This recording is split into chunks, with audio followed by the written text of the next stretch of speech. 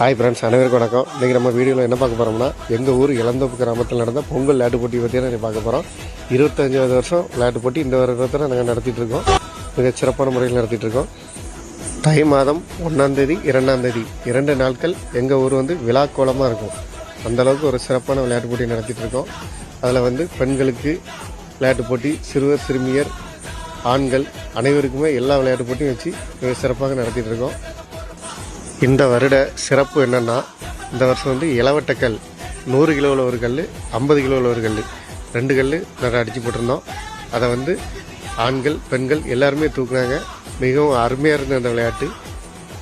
அடுத்ததாக இரவு 7 மணிக்கு போட்டியில் வெற்றி பெற்றவர்களுக்கு பரிசு வழங்கப்பட்டது. கலை நிகழ்ச்சி இரவு 8 மணியில் கலை நிகழ்ச்சி மிக சிறப்பான முறையில் நடைபெற்றது.